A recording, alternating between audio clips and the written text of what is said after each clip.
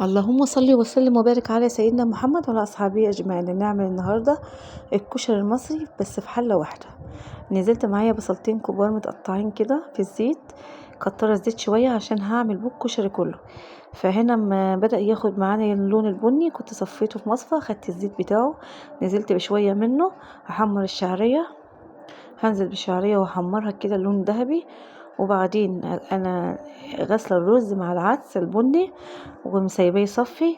اول ما الشعريه خدت اللون البني كده الذهبي هنزل بالرز والعدس واخدهم تشويحتين كده يسخنوا في الزيت مع الرز مع الشعريه والعدس والرز. ه... يعني تشويحتين كده ما يتحمصوا كده. وبعدين هنزل بالمكرونه اللي هي المعوجه الصغيره. عندك اي مكرونه صغيره انزلي بيها ما تتردديش، كان عندي ديت نزلت بيها. هنزل بقى بالمكرونه التانية الاسباجيتي على الوش.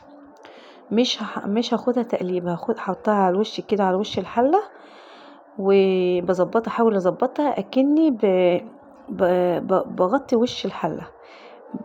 فالمهم هنزل بشويه ملح وشويه كمون، الكشري بيحب الكمون جدا، فانا هنزل بمعلقه كمون ونقطه ملح وهنزل بالميه واغطي على الحله. الميه هتغلي وتسخن وكده.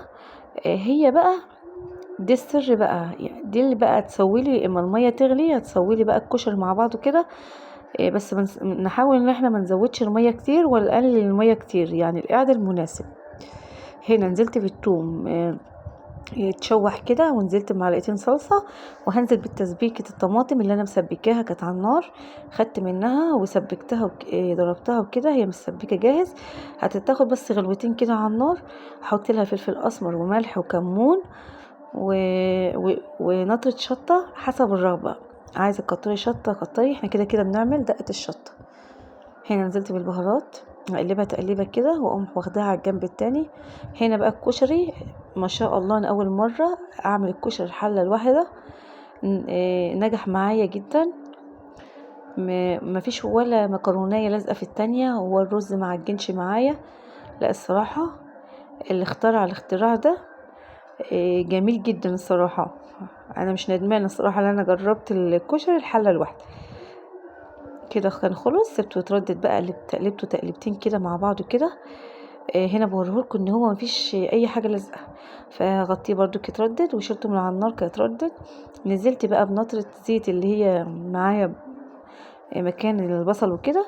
هحمر الثوم، مش هحمره هشوحه كده، وهنزل بنص كوبايه خل ونص كوبايه ميه ونطره كمون، والثوم طبعا حاطه ذرة ملح صغير. هنا نزلت بعبارة عن نص كوباية خل ونص كوباية مية، هيغلوا غلوتين واشيلهم من على النار.